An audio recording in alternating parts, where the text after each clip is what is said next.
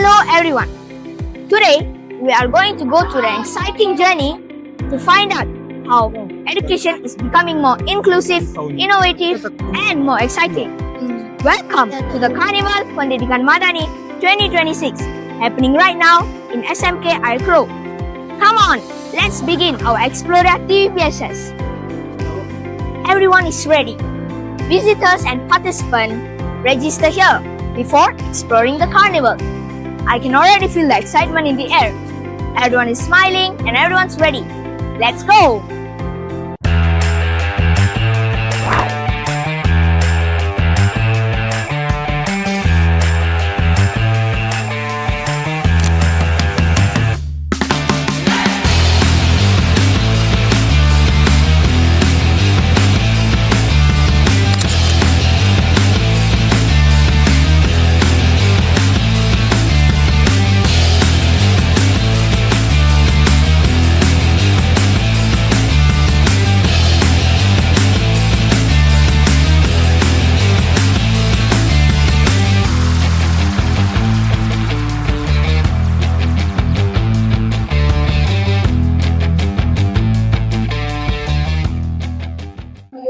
Selamat pagi, Puan Sunita.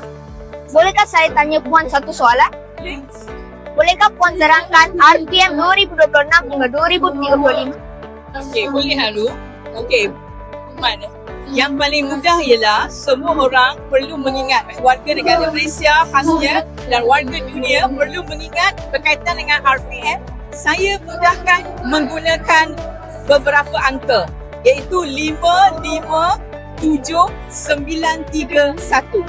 Okey, 5 yang pertama ialah berkaitan dengan tumpuan RPM.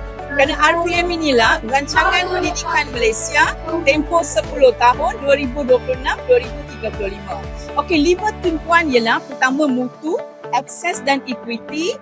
Okey, kemudian ialah keluasan, kemampanan dan ketersediaan sumber. Okey, 5 yang kedua ialah 5 ciri murid yang ingin dihasilkan, iaitu yang pertama beramal, kedua berilmu, ketiga berkemahiran, keempat berdaya tahan dan yang kelima berkeyakinan. Okey, kemudian dalam RPM juga Rancangan Pendidikan Malaysia ada sasaran wajib capai. Yang mudah untuk ingat ialah angka 9 dan 3. Baik, 9 itu berkaitan dengan meningkatkan mutu dan 3 itu merapatkan jurang. Kerana pada keseluruhannya Rancangan Pendidikan Malaysia 2026 hingga 2035 bertujuan untuk meningkatkan mutu, merapatkan jurang, meraih kejayaan bersama-sama. Dan akhir sekali, satu itu. Apa maksud satu? Satu ialah dalam usaha melahirkan insan sejahtera. Itu ialah Rancangan Pendidikan Malaysia hari. Terima kasih Puan. Selamat pagi Puan Rahim. Selamat pagi. Bolehkah saya tanya Puan satu soalan? Boleh. Bagaimana murid boleh memanfaatkan alat teknologi dan AI secara beretika dalam pembelajaran? Okey, baiklah. Terima kasih. Okey, baiklah. Seperti yang kita sedia maklum, pendidikan kita sekarang ni atau dunia teknologi kita ibarat cendawan tumbuh selepas hujan. Pelbagai yang terkini, yang muncul tiba-tiba, antaranya ChatGPT dan sebagainya. Jadi di mana murid-murid begitu mudah mengakses maklumat tersebut. Namun, murid-murid harus bijak untuk menggunakan teknologi yang ada dengan cara yang lebih berkesan. Antaranya dengan bantuan ibu bapa dengan mengurangkan had penggunaan media sosial. Guru-guru juga boleh beri informasi pada murid bagaimana untuk menggunakannya dengan cara berhemah. Murid-murid juga perlulah macam berfikir sebelum bertindak dengan mengenal pasti manakah info yang diperlukan ataupun tidak. Terima kasih Puan kerana meluangkan masa bersama saya pada hari ini. Sama-sama. Selamat pagi. Selamat pagi. Apakah yang maksudkan oleh kejadian? Okay, bismillahirrahmanirrahim. Assalamualaikum dan salam sejahtera. Saya daripada PPD Melaka Tengah, Sektor Pemandu Murid. Di sini saya ingin menekankan tentang kebinaan murid. Okey, kebinaan murid ni meliputi holistik lah dipanggil, meliputi aspek yang kita tekankan dalam falsafah pendidikan negara, yang melibatkan jiris, jasmani, emosi, rohani dan intelek. Di samping itu, dalam RPM dia menekankan tentang bagaimana pembangunan karakter murid ini dibangun melalui pelbagai trust yang kita terapkan dalam RPM 2026 sehingga 2035. Di samping itu, apa yang kita nak tekankan dalam kajian murid-murid di sini boleh kita nilai dari aspek dalam sektor pengguna murid.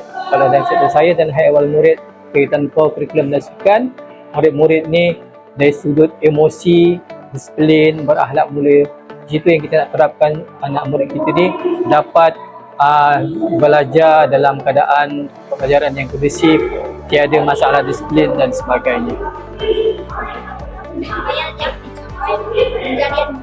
Okey, kalau kita ikutkan dalam RPM, apa yang perlu dicapaikan setiap murid, tak kira di sekolah menengah ataupun sekolah rendah, murid-murid yang kita hendak impak dia, murid-murid ada beradab, berilmu, berkemahiran, berketampilan, berdaya saing. Itu yang kita perlukan kepada murid-murid agar murid-murid pada masa akan datang boleh menempuh hidup dan boleh mengadaptasikan apa yang belajar dalam kehidupan sehari-hari. Dan saya di sini ingin memberi pesanan kepada anak-anak sekalian supaya anak-anak ni boleh kuat dan boleh berdaya saing dalam menempuh kehidupan pada masa akan datang. Okey, sama-sama. Baik, sama-sama. What an incredible journey! Today, we have learned that education is not only limited to classroom, but is more innovative and more creative. Thank you for joining me on this Exploria adventure. I'm Harudran. Until we meet again, goodbye.